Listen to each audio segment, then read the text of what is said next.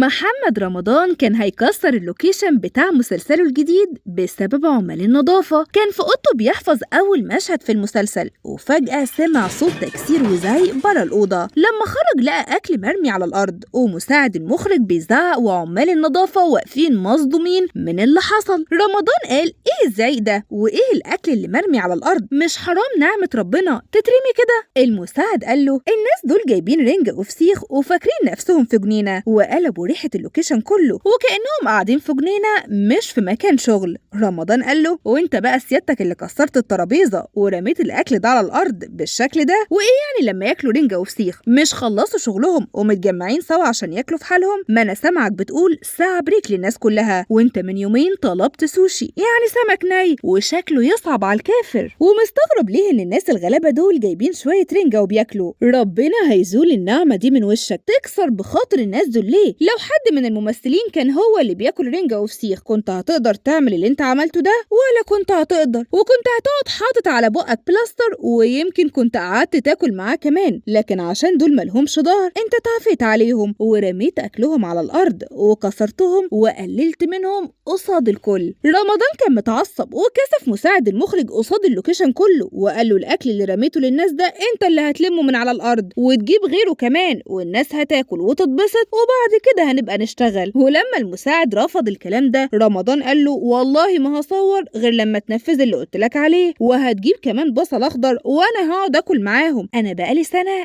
نفسي في الاكله دي. عمال النظافه كلهم كانوا عمالين يبوسوا دماغ رمضان وقالوا له: ربنا يجبر بخاطرك زي ما جبرت بخاطرنا. وفعلا مساعد المخرج طلب اكله رنجه وفسيخ، وطلب بصل زياده زي ما رمضان قال بالظبط. ولما الاكل وصل، رمضان قعد معاهم وفضلوا ياكلوا ويهزروا. ورمضان بعد ما خلص اكل قام بنفسه يعمل الشاي، وكان قاعد مبسوط وعلى وشه ابتسامه، وقال ان ربنا هيبارك في المسلسل ده بسبب الموقف اللي حصل. والحمد لله انه كان موجود لما ده حصل، لان المسلسل كان هيفشل بسبب ظلم الناس الغلابه دول. البطله بقى اللي قصاد رمضان في المسلسل قالت له: انا ما كنتش اعرف انك انسان طيب قوي كده، انت كبرت قوي في نظري يا رمضان، اللي عملته ده مش اي حد يقدر يعمله، انت ضحيت بالمسلسل وشغلك، وكنت ممكن ما تكملش وتدفع المقدم بتاعك والمشروع كله يبوظ، انت فعلا مفيش منك اتنين. رمضان قال لها: اللي عملته ده اي حد سوي هيعمله، الناس دي غلابة، ولو جيت عليهم او شفت حد بيكسرهم ربنا مش هيبارك ولا يكرم. انا في يوم من الايام كنت افقر من الناس دي، عشان كده انا حاسس بيهم وبحاول على قد ما اقدر